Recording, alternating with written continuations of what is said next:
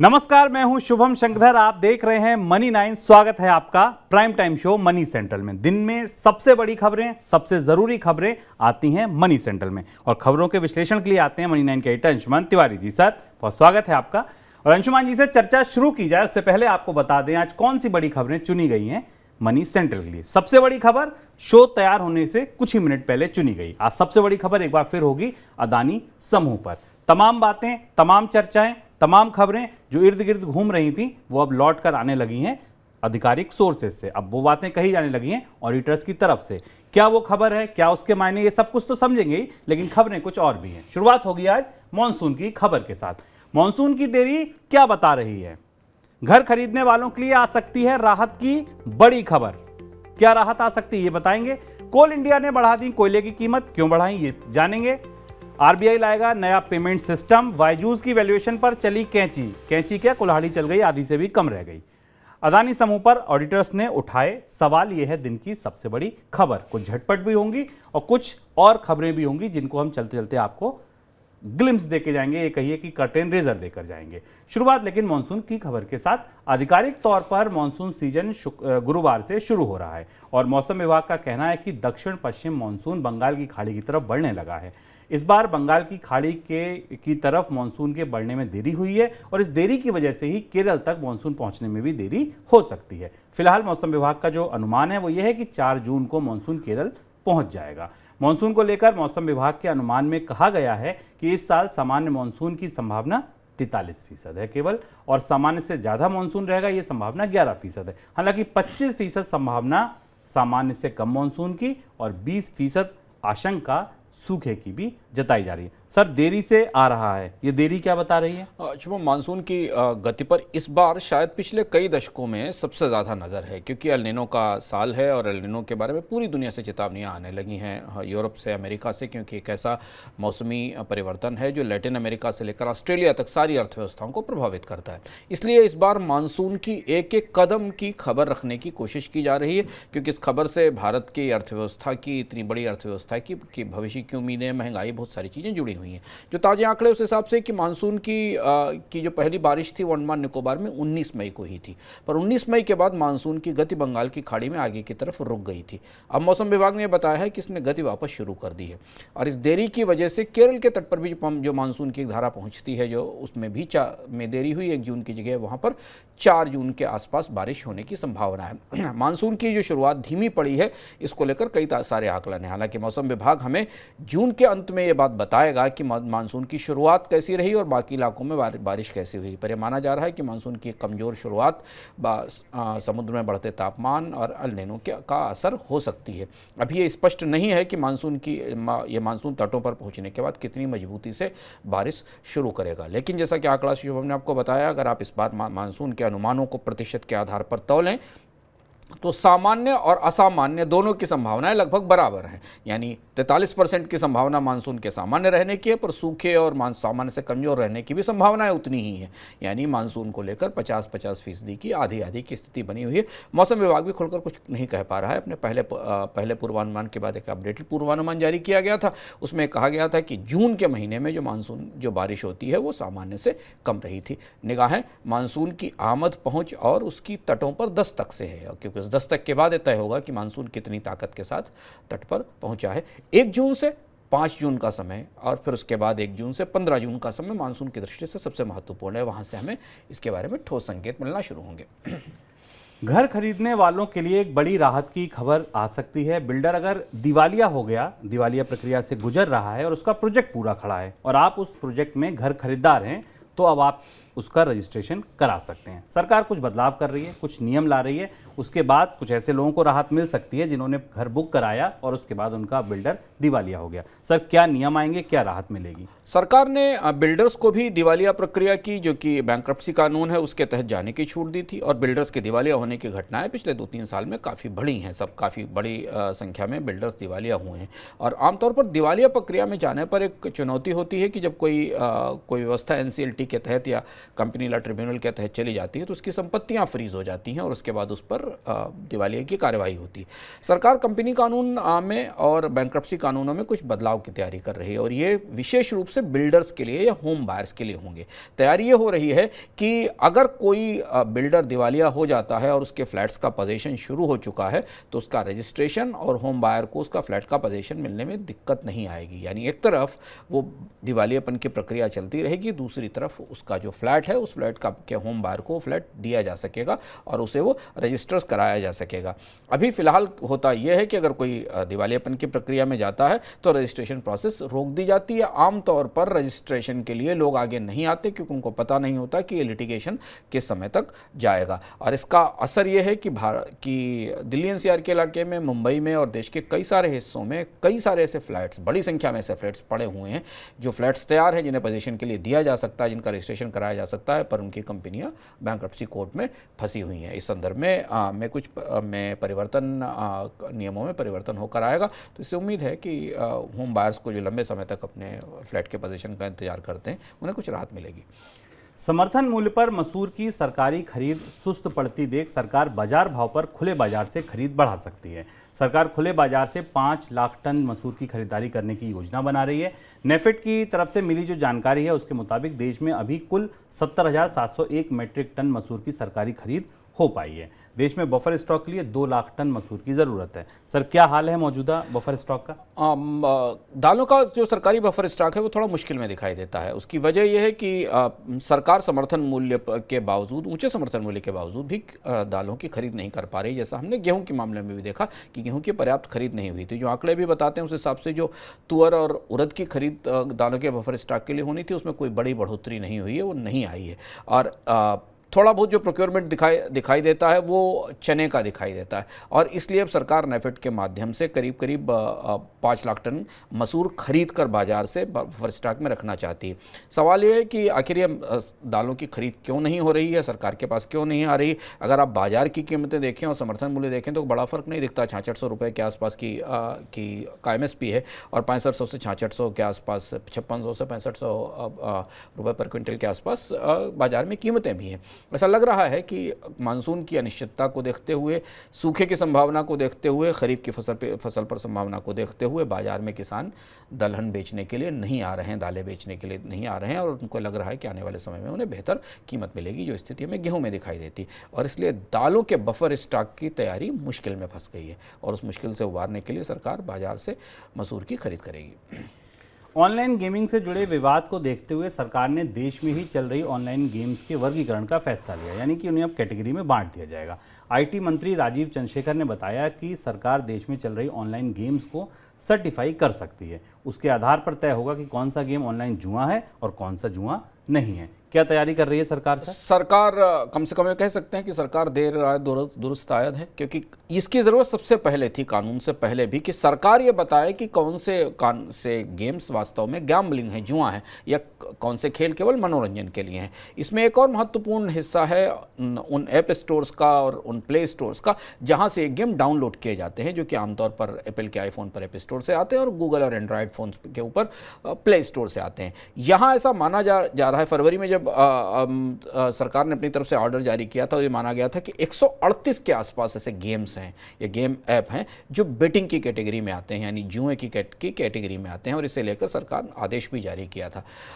Google ने अपने play store से कई सारे ऐप्स का डाउनलोड बंद कर दिया है, हटाया है, लेकिन इसमें एक और दुविधाएं दिखाई दे रही है, जो संकेत मिल रहे हैं कि सरकार को गूगल और एप्पल की तरफ से बताया गया है कि इसमें बहुत सारे गेम अलग अलग नामों से, एक ही जैसे गेम अलग अलग नामों से संस्करणों के तौर पर ऐप स्टोर पर उपलब्ध हैं या प्ले स्टोर पर उपलब्ध हैं। सेम गेम है, उसका नाम बदला हुआ है और वो मौजूद है और उसमें उनको पहचानने में, उनका URL आइडेंटिफाई करने में मुश्किल हो रही है और इसलिए शायद सरकार अभी तय करेगी कि किस गेम को किन किन नियमों के आधार पर बेटिंग माना जाए या नहीं। ये इस लिस्ट की, इस सूचना की उत्सुकता से प्रतीक्षा रहेगी ताकि पता रहे कि प्ले स्टोर पर दरअसल जुआ कहाँ खेलने के लिए ऐप बेचे जा रहे हैं और कहाँ आपको केवल मनोरंजन के लिए ऐप मिल रहा है। कोल इंडिया ने थर्मल कोल की कीमतों में 8% की बढ़ोतरी की है। कीमतों में बढ़ोतरी बुधवार 31 मई से लागू हो गई है। जनवरी 2018 के बाद कंपनी की ओर से कीमतों में इतनी बड़ी बढ़ोतरी की गई है। कोल इंडिया ने वित्त वर्ष 2023-24 की बाकी बची अवधि में 2,703 करोड़ रुपए के राजस्व का अनुमान लगाया है। थर्मल कोल का उपयोग पावर प्लांट में बिजली उत्पादन के लिए किया जाता है। सर, क्यों की गई है बढ़ोतरी? कोल इंडिया ने, आपको याद होगा कि हाल में ही अपने कर्मचारियों के लिए नए वेतनमान समझौते को लागू किया था और इसके बाद इस बात की संभावना थी कि कोल इंडिया अपने यहाँ कीमतों में बढ़ोतरी करेगी, लेकिन लंबे समय के बाद 2018 के बाद ये 8% के आसपास कीमतें बढ़ाई गई हैं। कोल इंडिया ने 23 मई को अपने 2.38 लाख 2.38 लाख जो नॉन एग्जीक्यूटिव वर्कर्स हैं उनके पे रिवीजन किया था और उनका वेतन, बढ़े हुए वेतन का खर्चा निकालने के लिए कोल इंडिया को कोयले की कीमत बढ़ानी पड़ी है। इसका असर हमें बिजली कंपनियों की लागत के तौर पर भी नजर आएगा, बिजली की लागत में नजर आएगा और कहीं हद तक परोक्ष रूप से इसका असर उपभोक्ता बिलों पर भी पड़ सकता है। कैपिटल मार्केट रेगुलेटर सेबी की चीफ माधवी पुरी ने म्यूचुअल फंड के संगठन एएमएफआई को निर्देश दिया है कि संगठन एक इथिकल कमेटी का गठन करे और म्यूचुअल फंड इंडस्ट्री के सभी सदस्य उस कमेटी के नियमों का पालन करें। सेबी चीफ ने कहा है कि इथिकल कमेटी इस बात को सुनिश्चित करे कि एएमएफआई के ज़्यादा से ज़्यादा सदस्य निवेशकों को आकर्षित करने के लिए या एयूएम बढ़ाने के लिए शॉर्टकट तरीके ना अपनाएं। सर, ऐसा क्यों करना पड़ रहा है? म्यूचुअल फंड इंडस्ट्री के भीतर काफ़ी कुछ उठापटक चल रही है और लगातार सेबी और म्यूचुअल फंड उद्योग और म्यूचुअल फंड का जो संगठन है एमएफआई, उसके बीच कई सारे मुद्दों को लेकर खींचतान चल रही है। सेबी की तरफ से दिया गया बयान है, सेबी की तरफ से दी गई सलाह काफ़ी महत्वपूर्ण है क्योंकि सेबी चेयरमैन ने यह कहा कि म्यूचुअल फंड उद्योग खुद ऐसी पहचान करे कि उनके अंदर कौन से ऐसे फंड हैं जो पारदर्शी नहीं है, जो ठीक नहीं है, यानी अंग्रेजी में अगर कहें तो बैड एपल्स हैं, जिनको वो अलग करे। ये काम एमफी को करना पड़ेगा। ये बात सेबी चेयरमैन ने की। ऐसा इसलिए हुआ कि हाल में हमने एक्सिस म्यूचुअल फंड सहित कई सारे म्यूचुअल फंड्स में ऐसे फैसले देखे, ऐसी गलतियां देखी जो आमतौर पर म्यूचुअल फंड की साख के लिए अच्छा नहीं है और यही इसी तरफ माधवीपुरी बुच ने इशारा भी किया कि इस तरह की घटनाएं पूरे म्यूचुअल फंड इंडस्ट्री के लिए मुश्किल बनती हैं। सेबी ने कहा है म्यूचुअल फंड इंडस्ट्री से कि वो तकनीक का सहारा ले और अपने अंदर एक इथिकल कमेटी बनाकर तय करे कि अगर कोई म्यूचुअल फंड नियमों का उल्लंघन करता है तो उसे किस तरीके से सजा दी जाएगी, उसे कैसे पनिश किया जाएगा ताकि निवेशकों का भरोसा म्यूचुअल फंड में बना रहे। देश में भुगतान प्रणाली को आसान करने की दिशा में आरबीआई एक और नई सुविधा पर काम कर रहा है। आरबीआई एक ऐसा light weight portable system, payment system यानी एलपीएसएस ला रहा है जिससे युद्ध और आपदाओं के वक्त भी आसानी से पेमेंट किया जा सके। अभी ऐसी परिस्थितियों में आरटीजीएस, एनईएफटी और यूपीआई जैसे मौजूदा जो पेमेंट सिस्टम है अक्सर फेल हो जाते हैं। आरबीआई ने हाल में अपनी जो रिपोर्ट जारी की है 2022-23 की, उसमें इस पेमेंट सिस्टम के बारे में जानकारी दी है। सर, क्या होगा ये सिस्टम और इसकी जरूरत क्यों है? ये थोड़ा महत्वपूर्ण घटनाक्रम है आरबीआई की तरफ से और काफ़ी रोचक भी है। आरबीआई को लग रहा है कि उसकी जो मौजूदा सिस्टम्स हैं, जो काफ़ी रोबस्ट और काफ़ी बड़े सिस्टम हैं, जिसमें कि यूपीआई है जो कि भारत में ट्रांजैक्शंस का सबसे बड़ा सिस्टम है, एनईएफटी है, आरटीजीएस है, ये किसी भी स्थिति में जाकर मुश्किल में फंस सकते हैं या बंद हो सकते हैं। इन्हें इनके साथ एक और ऐसा सिस्टम लाने की ज़रूरत है जिसको कि आरबीआई की भाषा में एक किस्म का बंकर डिजिटल पेमेंट सिस्टम कहा जाएगा और इसे आपदा की परिस्थिति में ही एक्टिवेट किया जाएगा, ज़रूरत के आधार पर एक्टिवेट किया जाएगा। ये कैसे काम करेगा इसके बारे में तो नहीं पता, अभी आरबीआई ने नहीं बताया। लाइट वेट पेमेंट सिस्टम होगा, पर ऐसा माना जा रहा है कि नेटवर्क फेल हो जाने की स्थिति में, खराब कनेक्टिविटी की स्थिति में या किसी और इमरजेंसी की स्थिति में कामकाज न रुके देश के भीतर और वित्तीय रूप से बैंकों के बीच और बाकी जगह, इसके लिए एक इमरजेंसी पेमेंट सिस्टम बनाया जा रहा है।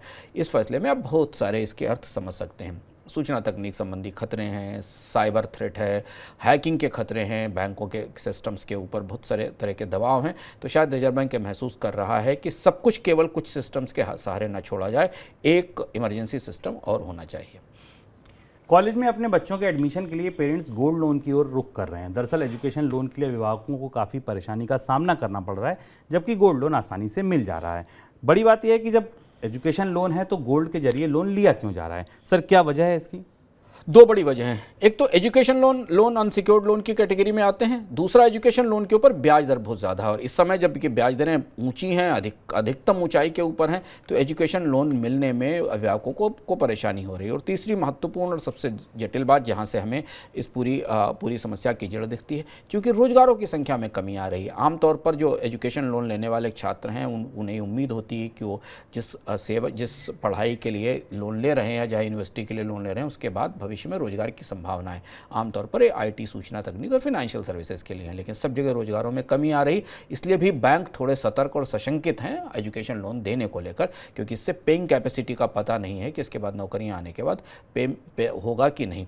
ऐसी स्थिति में अभिभावकों ने सोने का इस्तेमाल, गोल्ड का इस्तेमाल करना शुरू कर दिया, जो आमतौर पर सेफ है और बैंक के लिए भी कोलेट्रल के तौर पर इस्तेमाल होता है, क्योंकि बैंकों के पास सोना लेकर गए और उसके बदले लोन ले लिया, जो कि नॉर्मल गोल्ड लोन की प्रक्रिया है। पर गोल्ड लोन की प्रक्रिया पहले से चल रही थी। बच्चों की पढ़ाई के लिए घर के सोने को गिरवी रखकर लोन लेने की प्रक्रिया में ताजा हाल फिलहाल में बढ़ोतरी हुई है। दूसरी एक और महत्वपूर्ण चीज़ यह है कि चूंकि बाजार में ब्याज दरें ज़्यादा हैं, अगर बैंक किसी परिवार को उसके बच्चे की पढ़ाई के लिए लोन भी दे रहा है तो उसकी ब्याज दरें भी काफ़ी ज़्यादा हैं। गोल्ड लोन पर मिलने वाले लोन में ब्याज दरों में भी रियायत होती है, क्योंकि आपकी एक मजबूत मॉर्टगेज बैंक के पास रखी रहती है। और इसलिए, और इधर गोल्ड की महंगाई भी है, कीमतें भी ऊंची हैं, यानी आपको लोन का रियलाइजेशन भी अच्छा होता है आमतौर पर, जो गोल्ड की कीमतें बढ़ने के कारण। इन 3 फैक्टर्स के कारण भारत में एजुकेशन के लिए, पढ़ाई के लिए सोने से के बदले लोन लेने का चलन तेजी से बढ़ रहा है। करीब 10 से 15% की गोल्ड लोन की डिमांड बढ़ी है, जिसमें बड़ा हिस्सा शिक्षा के लिए कर्ज लेने में गया है। दुनिया के सबसे बड़े एसेट मैनेजर ब्लैक रॉक ने देश के सबसे बड़े एजुकेशन टेक्नोलॉजी स्टार्टअप बायजूस की वैल्यूएशन में 62% की कटौती की है। ब्लैक रॉक की बायजूस की पेरेंट कंपनी में करीब 1% की हिस्सेदारी है और अपने बायजूस की वैल्यूएशन को सिर्फ $8.2 अरब आंका है। पिछले साल अक्टूबर में बायजूस की वैल्यूएशन जो आंकी गई थी वो $22 अरब आंकी गई थी। दूसरी तरफ मैनेजमेंट कंपनी फिडेलिटी ने इन्वेस्टमेंट ने सोशल कॉमर्स प्लेटफॉर्म मीशो की वैल्यूएशन 10% घटा दी है। पहले मीशो की वैल्यूएशन $4.9 अरब थी, अब घटाकर इसे $4.4 अरब कर दिया गया है। सर, पहला सवाल बायजूस पर, ब्लैक रॉक ने ऐसा क्यों किया?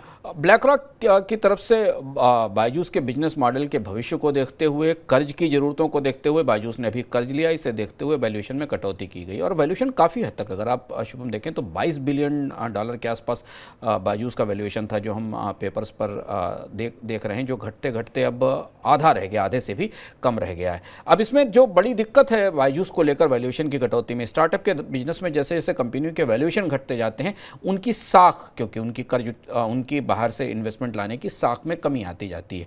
अब ब्लैक रॉक दुनिया के सबसे बड़े इन्वेस्टर्स में से है। ब्लैक रॉक का यह फैसला क्या बाकी निवेशकों को भी इस बात के लिए प्रेरित करेगा कि वो वैल्यूएशन घटाएं? क्योंकि Sequoia, light speed, general Atlantic, Qatar investment authority, all ventures, बहुत सारी कंपनियों की ने बायजूस की इक्विटी ले रखी है। अगर बायजूस की वैल्यूएशन इतनी तेज़ी से गिरे तो भविष्य में बायजूस को नई इक्विटी लाने में, नया निवेश लाने में दिक्कत होगी, और वो दिक्कत हो रही है, इसलिए बायजूस को कर्ज लेना पड़ा है बजाय कि इक्विटी डाइवेस्टमेंट के। सर, मीशो की वैल्यूएशन को क्यों काटा? मीशो में हमें वो समस्या, बैरन कैपिटल ने मीशो की, फिडेलिटी ने मीशो की वैल्यूएशन भी घटाई है। मीशो के साथ वही भारत के ई कॉमर्स स्पेस में जिस तरीके की डिमांड दिखनी चाहिए थी, उस तरीके की मांग नहीं दिख रही है। और पूरे ई कॉमर्स स्पेस में जो यूफोरिया, जो उत्साह पिछले 1-2 साल पहले बना था, उसमें अब कमी आ रही है। और क्रॉस द बोर्ड हमें सारे स्टार्टअप्स की वैल्यूएशन में कटौती दिखाई दे रही है, इसलिए फिडेलिटी ने मीशो का वैल्यूएशन कम किया है। फिडेलिटी ने करीब $570 मिलियन की फंडिंग की थी सितंबर 2021 में मीशो के लिए। तो मीशो के साथ आप और भी ई कॉमर्स स्टार्टअप्स के बारे में संकेत ले सकते हैं, क्योंकि मीशो इस बाज़ार में जो मिड साइज़ का ई कॉमर्स मार्केट है, ख़ासतौर से छोटे और मझोले कस्बों के लिए, वहाँ अगर वैल्यूएशन कम हो रहा है तो बाकी स्टार्टअप्स की वैल्यूएशन पर भी इसका असर पड़ेगा। सर, अभी मीशो है, बायजूस है, इससे पहले स्विगी था, लगातार ये स्टार्टअप की वैल्यूएशन में जो कटौती हो रही है, इसके पीछे की वजह? हाँ, ये लगातार पिछले 1 साल से हम भारत की स्टार्टअप स्पेस में 2 तरीके की चुनौतियाँ देख रहे हैं। एक तो चुनौतियाँ हमें देख रहे हैं कि स्टार्टअप में जॉब्स कट हो रहे हैं और उसके कारण कंपनियों को अपने बिजनेस मॉडल बदलने पड़ रहे हैं। पिछले 1 साल के भीतर जितने भी स्टार्टअप इन्वेस्टर्स हैं वो रेवेन्यू की तरफ ज़्यादा फोकस्ड हैं। वो ये जानना चाहते हैं कि कंपनी अपने रेवेन्यू मॉडल सामने लेकर आए, वो कमाई कब तक शुरू करेगी, घाटे के आधार पर किस सीमा तक कारोबार किया जा सकेगा। और ये पूरा रीसेट ग्लोबल है, अंतर्राष्ट्रीय है, क्योंकि ब्याज दरें बढ़ने के कारण पूरी दुनिया में स्टार्टअप ने अपना निवेश कम करना शुरू किया है। तो भारत के यूनिकॉर्न्स जो हैं बहुत तेज़ी से सिकुड़ रहे हैं और उनमें कमी आ रही। और जैसे जैसे भारत के स्टार्टअप्स का वैल्यूएशन कम होता जा रहा है, ठीक उसका असर हमें बाजार में स्टार्टअप से मिलने वाली नौकरियों पर दिखाई दे रहा है। जितनी तेज़ी से स्टार्टअप हल्के होते जाएंगे, सस्ते होते जाएंगे, इनके वैल्यूएशन घटते जाएंगे, उतना ही कम पूंजी इनके पास भविष्य के विस्तार योजनाओं पर निवेश के लिए बचेगी। आगे बढ़ते हैं दिन की सबसे बड़ी खबर की तरफ।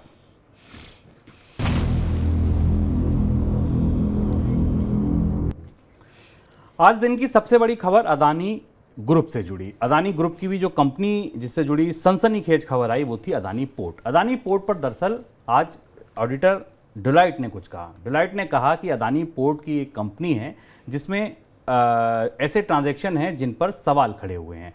उनका ये कहना है कि एक कंपनी ने कहा है कि अनरिलेटेड पार्टी ट्रांजैक्शन हैं, लेकिन ऑडिटर इनको अनरिलेटेड पार्टी ट्रांजैक्शन माने या ना माने इसको तय नहीं कर पा रहा है, क्योंकि कंपनी की तरफ से ये अधिकार मांगे गए थे इसको जांच करने के लिए, वो कंपनी की तरफ से नहीं दिए गए। अब हुआ क्या, डेलॉयट के इस बयान के बाद अदानी ग्रुप पर हिंडनबर्ग रिसर्च के लगाए गए जो आरोप थे वो एक बार फिर से सुर्खियों में आ गए। एक हफ्ते डेढ़ हफ्ते पहले की बात है, सुप्रीम कोर्ट से जब फैसला आया था उसके बाद ये लगा था, बताया जा रहा था कि सब कुछ सामान्य हो गया है, शेयर चलने लगे थे, खबरें बनने लगी थी, वैल्यूएशन बढ़ने लगी थी, अमीरों की लिस्ट आने लगी थी, अदानी फिर से उसमें एंट्री करने लगे थे। लेकिन डेलॉयट के एक बार बयान ने फिर से यू टर्न ले लिया है, सब कुछ अब पीछे घूमता हुआ दिख रहा है। सबसे पहले तो यही समझते हैं सर, डेलॉयट ने कहा क्या?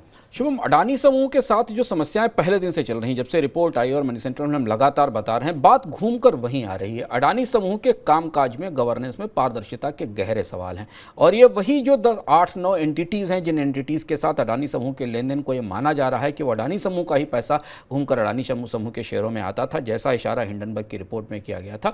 डेलॉयट की रिपोर्ट काफ़ी विस्फोटक है, काफ़ी सनसनीखेज है। डेलॉयट की रिपोर्ट क्या कहती है और बताती है ये हम बताते हैं, और चूंकि ऑडिटर ने ये बात कही है तो ये बात कॉग्निजेंस में गई है। डेलॉयट ने कहा है कि अडानी पोर्ट ने 3 एंटिटीज़ के साथ ट्रांजैक्शंस किए, 3 अलग अलग 3 कंपनियों के साथ ट्रांजैक्शंस किए, जिसको कंपनी ने यह दावा किया कि अनरिलेटेड पार्टी हैं। रिलेटेड पार्टी और अनरिलेटेड पार्टी शब्दों का प्रयोग आपने बार बार अडानी के संदर्भ में सुना होगा।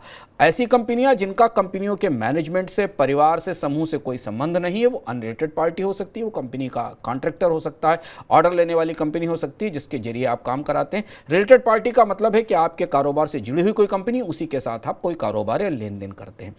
डेलॉयट ने अपनी रिपोर्ट में कहा कि अडानी समूह ने यह कहा है कि ये अनरिलेटेड पार्टीज हैं, लेकिन इस क्लेम को जांचने के लिए उन्हें इसकी इजाज़त नहीं दी गई या उन्हें समूह की तरफ से, अडानी समूह की तरफ से ये नहीं बताया गया कि इस दावे की इंडिपेंडेंट एक्सटर्नल एग्जामिनेशन की जा सके, यानी स्वतंत्र रूप से इसकी पड़ताल की जा सके और ये जाना जा सके कि अडानी पोर्ट ने जिन कंपनियों के साथ लेन देन और सौदे किए थे वो कंपनियां वास्तव में परिवार से, अडानी समूह से जुड़ी हुई नहीं थी कि नहीं। इसे विस्तार से समझें तो इस रिपोर्ट में विस्तार से जो डेलॉयट की रिपोर्ट है उसने कहा है कि अडानी समूह की सब्सिडियरी ने अडानी समूह ने अडानी पोर्ट ने एक इंजीनियरिंग कंपनी की सब्सिडियरी के साथ कॉन्ट्रैक्ट किया था। करीब 453 मिलियन डॉलर का एक कॉन्ट्रैक्ट किया था और ये कहा था, और इस कॉन्ट्रैक्ट की पूरे सौदे 31 मार्च तक पूरे होने थे। ये कहा गया कि अनरिलेटेड पार्टी है, रिलेटेड पार्टी नहीं है, लेकिन डेलॉयट को इस मामले में कोई सबूत नहीं मिले और ना उसे जांच करने की छूट दी गई। अब आप इसी तरह से अडानी समूह की कुछ और कंपनियों के जिक्र भी लगातार हिंडनबर्ग की रिपोर्ट में आ रहे हैं। तो आप अगर घूमकर वहाँ हैं, जिस बात पर 3 बड़ी जांचें चल रही हैं, 2-3 बड़े सवाल उठ रहे हैं, वहीं आकर चीज़ें आकर खड़ी हो गई हैं। सुप्रीम कोर्ट ने जो अपनी रिपोर्ट थी उसमें कहा था कि उनके पास ऐसे कोई सबूत नहीं कि अडानी समूह के जो रिलेटेड पार्टी ट्रांजैक्शंस हैं उनकी जानकारी क्या है। सेबी ने अभी तक स्पष्ट रूप से इस मामले में नहीं कहा है, वो अपनी जांच की तैयारी कर रही है, जबकि अब ऑडिटर्स ये कहना शुरू कर रहे हैं कि जिन कंपनियों के साथ लेन देन हो रहा है वे कंपनियां संदेह के दायरे में हैं। एक चीज़ आपको और यहाँ पर बताते चलें कि डेलॉयट ने जिस कंपनी के बारे में ये कहा है, अदानी पोर्ट, अदानी समूह की यही वो इकलौती कंपनी थी जिसने हिंडनबर्ग की रिपोर्ट के बाद जितना भी लॉस हुआ था उसको ख़त्म कर दिया था और वो वापस उस लेवल पर पहुंच गई थी जो रिपोर्ट आने से पहले थी। आज का अगर आपको कारोबार बताएं तो अदानी पोर्ट का आज शेयर जो है वो हल्की बढ़त के साथ ही बंद हुआ, हालांकि इस रिपोर्ट के बाद भी। शुरुआत में जो सुबह का जो हाई था वो करीब 746 रुपये का था, उसके बाद कुछ गिरावट देखने को मिली, निचले स्तरों से कुछ रिकवरी फिर आई और 740 रुपये पे फिलहाल ये शेयर बंद हुआ है। आगे बढ़ते हैं सर, अब क्या इशारा मिलता है इस डेलॉयट के बयान के बाद, जांच क्योंकि अभी चल रही है, तो क्या इशारा मिलता है अब किस दिशा में ये जांच को ले जा सकता है? शुभम, इशारा ये मिलता है क्योंकि इसमें एक और कंपनी का जिक्र है। जो अडानी पोर्ट्स ने म्यांमार का जो पोर्ट था जिससे अडानी समूह ने बाद में एग्जिट किया है, उसे सोलर एनर्जी नाम की एक कंपनी को जो एंगुला में बनी थी उस कंपनी को के साथ उसका ट्रांजैक्शन किया था। और ये ट्रांजैक्शन, ये भी कहा जा रहा है कि ये ट्रांजैक्शन था, ये करीब 20 बिलियन 20 अरब रुपए के आसपास का ट्रांजैक्शन था। डेलॉयट ने इस पर भी सवाल उठाया और कहा कि इसके बारे में रिलेटेड पार्टी थी अनरिलेटेड पार्टी थी ये जानना मुश्किल है। तो अब एक प्रमुख ऑडिटर इस मामले पर सवाल उठा रहा है, जो सवाल हिंडनबर्ग की रिपोर्ट में और बाकी कई सारे मामलों में उठाए गए हैं।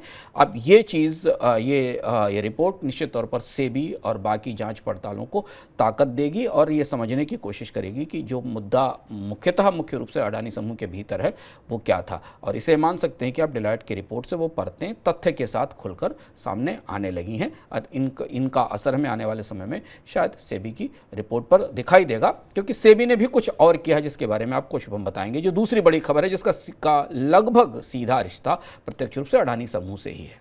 अदानी पोर्ट के नतीजे भी आए थे कल। 5% कंपनी का प्रॉफिट, नेट प्रॉफिट बढ़ के 1159 करोड़ रुपए हो गया था। तो आज के जो शेयर मूवमेंट है उसमें इसका भी कुछ ना कुछ हिस्सा है, क्योंकि ऐसा माना जा रहा है कि जो स्ट्रीट का एक्सपेक्टेशन था उनको इस रिजल्ट ने बीट किया है। इस वजह से भी कुछ खरीदारी देखने को मिली। उसके बाद ये खबर आई तो कुछ प्रॉफिट बुकिंग सामने आई।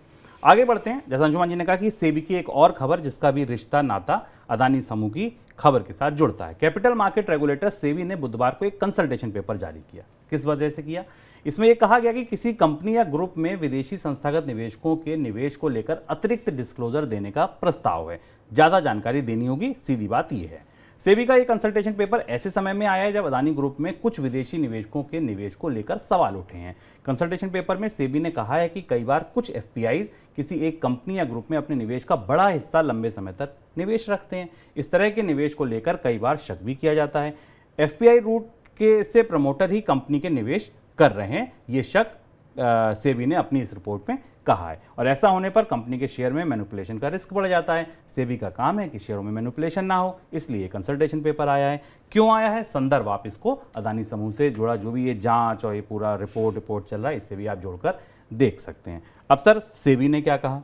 सेबी का दस्तावेज पहले समझते हैं और फिर समझते हैं कि अडानी समूह के साथ इसका रिश्ता कैसे। सेबी ने अपने कंसल्टेशन पेपर में कहा कि भारत के शेयर बाजार में 25,000 करोड़ रुपए तक के इक्विटी इन्वेस्टमेंट को या एसेट मैनेजमेंट को मैनेज करने वाली कंपनियों को, विदेशी कंपनियों को, फॉरेन पोर्टफोलियो इन्वेस्टर्स को कई सारे अतिरिक्त एडिशनल डिस्क्लोजर, पब्लिक डिस्क्लोजर करने होंगे। यानी उन्हें अपने बारे में सब कुछ बताना होगा। एक किस्म से उन्हें अपना जन्म, अपना विकास, उनको कौन चला रहा है, उनके पीछे कौन है, किसका फेस है, ये बताना पड़ेगा। इसकी वजह ये, और इसके साथ सेबी ने यह भी कहा कि बहुत सारे हाई रिस्क एफपीआईज ऐसे हैं जो भारत में काम कर रहे हैं, जो किसी कारपोरेट ग्रुप में लंबे समय तक 50% से ज़्यादा हिस्सेदारी रखते हैं। इस प्रावधान को ध्यान से समझिएगा। ये वहीं से बात उठती है जो अडानी समूह के साथ जुड़ी हुई है। 50% तक हिस्सेदारी रखते हैं और इनके बारे में पता नहीं होता।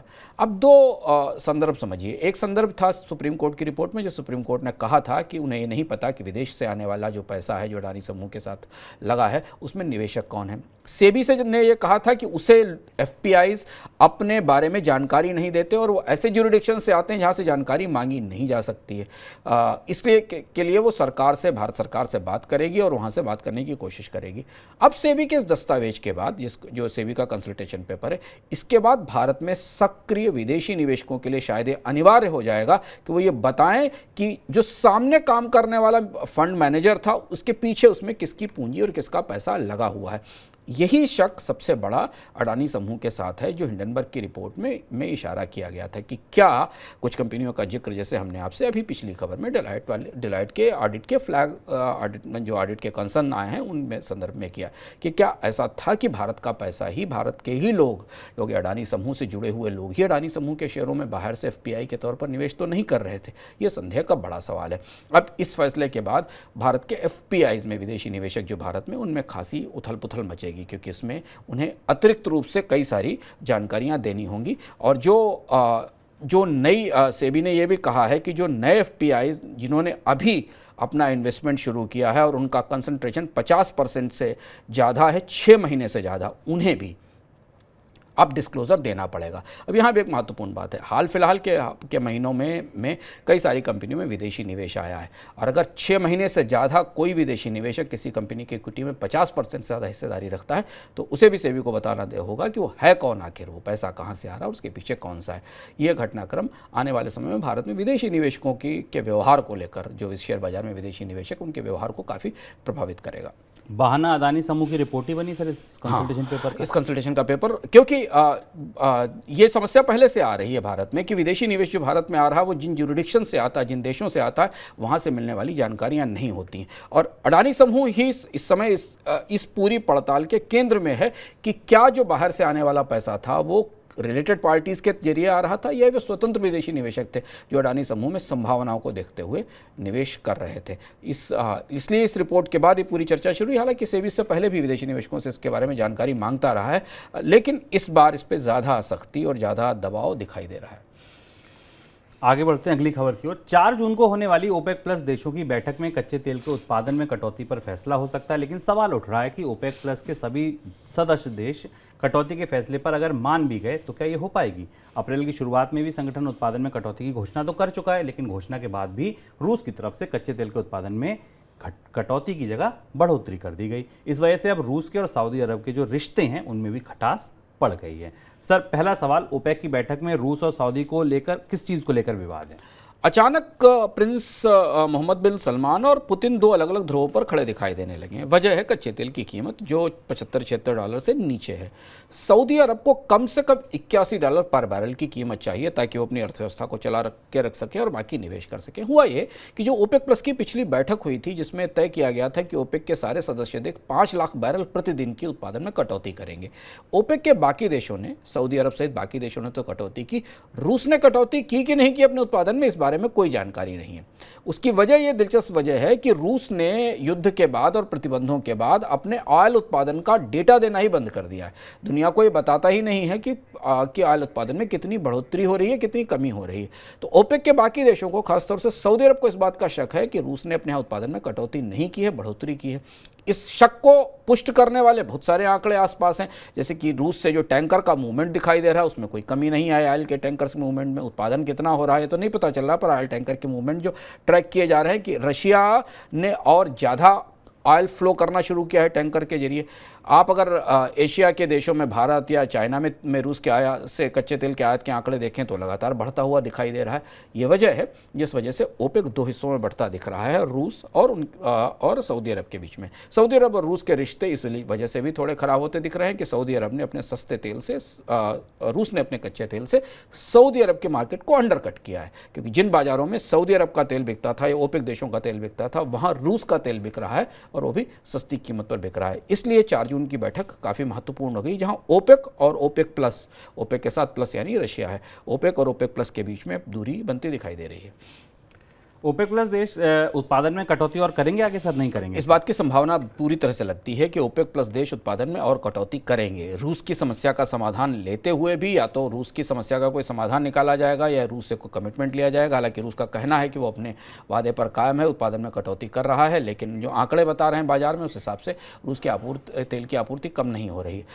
जैसा आपने कहा कि 80 से $81 पर बैरल की मिनिमम कीमत सऊदी अरब को चाहिए जो सबसे बड़ा तेल उत्पादक है, और सऊदी अरब की अर्थव्यवस्था जो कि एक समृद्ध अर्थव्यवस्था है उसे जब $80-81 चाहिए तो बाकी के जो कच्चा तेल उत्पादित करने वाली अर्थव्यवस्थाएं, छोटी अर्थव्यवस्थाएं, उन्हें तो और ज़्यादा बेहतर रिटर्न चाहिए। तो बाकी ओपेक देश इस बात पर सहमत दिखते हैं कि मंदी की संभावनाओं को देखते हुए, बाजार में मांग की कमी की संभावनाओं को देखते हुए उत्पादन में कटौती की प्रक्रिया जारी रखनी चाहिए, और सऊदी अरब तो कम से कम इस कटौती को आगे लेकर आएगा ही। और इसलिए जून की बैठक कीमती और महत्वपूर्ण होने वाली है सऊदी अरब और रशिया के रिश्तों की दृष्टि से भी और दुनिया में कच्चे तेल की कीमतों की दृष्टि से, क्योंकि ओपेक देश $80 से कम पर तेल बेचने की परिस्थिति में शायद फिलहाल अभी नहीं दिखाई दे रहे। $80 से $85 का लेवल उनके लिए कंफर्टेबल है, आरामदेह उनकी अर्थव्यवस्थाओं को चलाने के लिए। और जबकि ब्रेंट क्रूड का भाव बीते 2 दिनों में 6% से ज़्यादा टूट गया है, कल 4%, आज भी 2% से ज़्यादा नीचे, 72 के नीचे अब ब्रेंट क्रूड ट्रेड कर रहा है। आगे बढ़ते हैं मनी सेंट्रल झटपट की तरफ।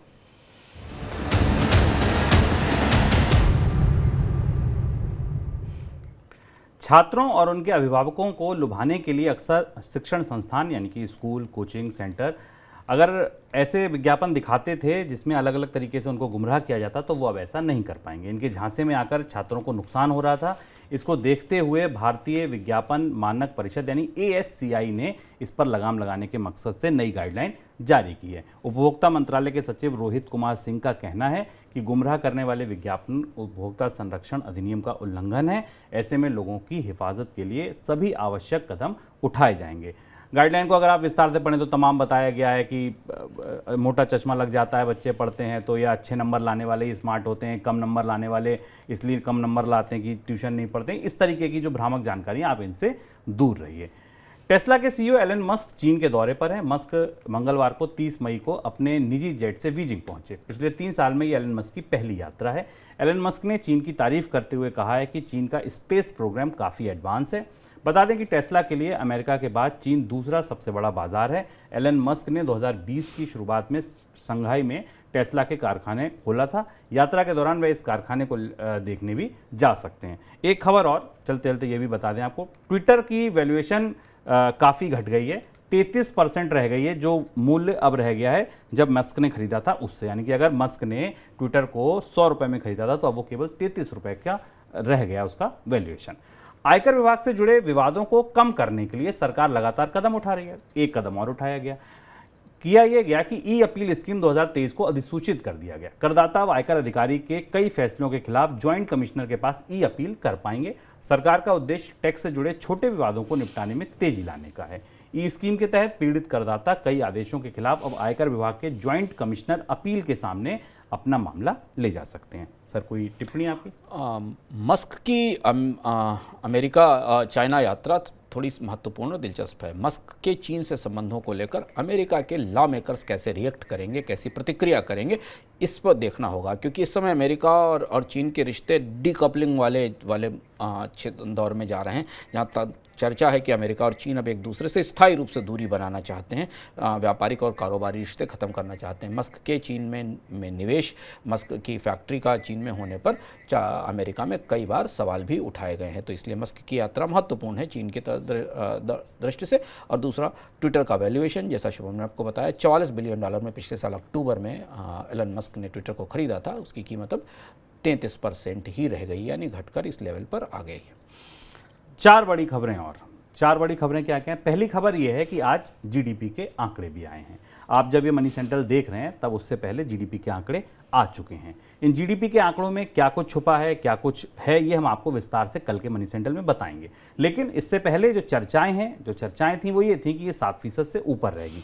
आंकड़े आप तक पहुंच गए। इन आंकड़ों में क्या देखें, क्या पढ़ें, कैसे पढ़ें, ये अंशुमान जी से पूछ लेते हैं। सर, क्या क्या देख लिया जाए?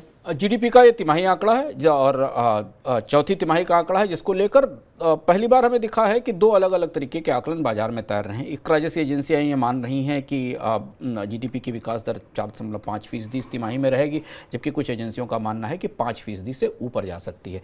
इस पूरे आंकड़े के मामले में थोड़ी उत्सुकता, थोड़ा सा चटखारा डाला आरबीआई गवर्नर ने, जिन्होंने अपने एक बयान में कहा कि यह आंकड़ा जो अगली तिमाही का आंकड़ा है, ये कुछ सरप्राइज दे सकता है। उनका कहना है कि कुछ ऐसे हाई फ्रिक्वेंसी इंडिकेटर आए जिस हिसाब से लगता है कि आखिरी तिमाही में आर्थिक विकास दर की दर थोड़ी बेहतर हो सकती है।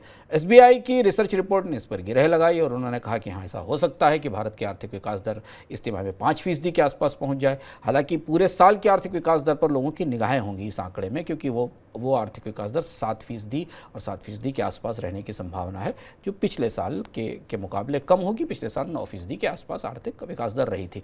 तो अंतिम क्वार्टर का आंकड़ा है, पूरे साल के आंकड़े के आधार पर काफ़ी हद तक निगाहें रहेंगी, लेकिन इसमें विस्तार से जो हमें पता चलेगा वो हम उस पर कल विस्तार से बात करेंगे। आप अगर आंकड़े को आज शाम को देख रहे हो या ध्यान से पढ़ रहे हो तो आप ध्यान से ये देखिएगा कि इसमें खपत का आंकड़ा क्या बताता है, लोगों के कंजम्पशन का आंकड़ा क्या बताता है, और एक और महत्वपूर्ण आंकड़ा जो आखिरी तिमाही में सबसे ज़रूरी होता है जीडीपी में जानने के लिए, कि सरकार ने आखिरी तिमाही में खर्च बढ़ाया कि नहीं बढ़ाया, क्योंकि साल की आखिरी तिमाही में आमतौर पर सरकारें ज़्यादा खर्च करती हैं। तो क्या वो ज़्यादा खर्च है, उसके जरिए हमें जीडीपी में बढ़ोतरी दिखाई दे रही, या सरकारी खर्च की रफ्तार लगभग वैसी ही थी जैसी कि पिछली तिमाही में थी? ये 2 इसके फाइन प्रिंट्स होंगे जो हमें आंकड़े हाथ में मिलने के बाद पता चलेंगे। इन पर हम कल विस्तार से चर्चा करेंगे।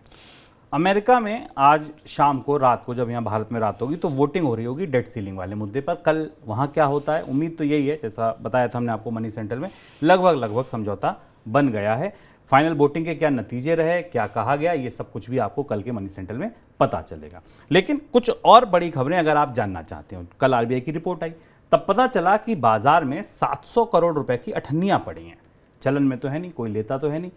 क्या होगा इन 700 करोड़ की अठन्नियों का, कहाँ से आई ये अठन्नियाँ, क्यों हैं ये अठन्नियाँ, इन पर अगर आप जानना समझना चाहते हैं तो मनी9 की वेबसाइट पर आइए। अगर आप किराए के लिए मकान ढूंढ रहे हैं, उसमें कौन सी आपको ठगी आपके साथ हो सकती है, कैसे आप उससे बच सकते हैं, ये जानना है तो मनी9 की वेबसाइट पर आइए। ऐप को लेकर गूगल कैसे शिकंजा कस रही है, लैंडिंग ऐप्स को लेकर, जो कर्ज देने वाली ऐप्स हैं उनको लेकर क्या नई गाइडलाइन गूगल की आई हैं, ये अगर आप जानना चाहते हैं तब आप यहाँ आइए। और यूपीआई के पेमेंट अगर आप करते हैं तो किस तरीके के फ्रॉड वहाँ हो रहे हैं, ये भी आपको मनी9 की वेबसाइट पर पता चलेगा। खबरें और भी हैं, ढेरों हैं, ये 4 बड़ी खबरें मैंने आपको बताई, लेकिन तमाम खबरें मनी9 की वेबसाइट पर सजी हुई हैं, 7 भाषाओं में सजी हुई हैं। अपनी भाषा चुनिए और सारी बड़ी खबरें ले जाइए। 3 हो गई, अब चौथी बात हेलो मनी9 की। हेलो मनी9 कल जो सुबह वाला है स्टॉक वाला 1 से 2 बजे वाला, उसमें अनुज गुप्ता जी आ रहे हैं आपके स्टॉक्स पर सवाल देने। कोई स्टॉक खरीदना है, कुछ बेचना है, पोर्टफोलियो का रिव्यू कराना है, पोर्टफोलियो बनाना है, किसी भी तरीके की समस्या है, समाधान है अनुज गुप्ता जी के पास। 1 से 2 9311121874 पर अपना नाम, मोबाइल नंबर, सवाल लिखकर भेज दीजिए। टीम जुड़ेगी, आपको जोड़ेगी, अनुज गुप्ता जी से आपकी बात कराएगी और आपकी समस्या का समाधान कराएगी। 4 बजे वाला जो हेलो मनी9 है थोड़ा स्पेशल है, 1 नहीं 2 गेस्ट हमारे साथ होंगे। एक होंगे सेक्रेटरी जो RWA के हैं और दूसरे होंगे फाउंडर होमेंट्स के जो प्रदीप मिश्रा जी हैं। ये आपको बताएंगे कि बिल्डर अगर डिफॉल्ट कर जाए तो होम बायर्स क्या करें। ये हम इस रोशनी में बना रहे हैं, इस रोशनी में हम लेकर आए हैं कि जब ये तैयारियां चल रही हैं कि सरकार एक ऐसा नियम लेकर आ रही है कि भाई अगर बिल्डर डिफॉल्ट कर जाए तो आप अपनी रजिस्ट्री करा सकते हैं। अभी क्या दिक्कतें हैं, आपका बिल्डर डिफॉल्ट कर गया तो आप कहाँ जाएं, क्या करें, पैसा मिलेगा नहीं मिलेगा, पूरा पेमेंट दें नहीं दें, लोन कैसे चुकाएं, क्या नहीं करें, ये तमाम दिक्कतें RWA के जो प्रतिनिधि हैं वो बताएंगे कि किस किस तरीके की दिक्कतें आ रही हैं और एक्सपर्ट बताएंगे कि आप क्या कर सकते हैं। अगर लीगल सलाह देनी है, आपको क्या करना चाहिए क्या नहीं करना चाहिए, ये सब कुछ आपको प्रदीप मिश्रा जी बता देंगे। फिलहाल समेटते हैं आज मनी सेंट्रल को, कल आएंगे फिर से नया संस्करण लेके। दीजिए इजाजत, बने रहिए मनी9 के साथ। नमस्कार।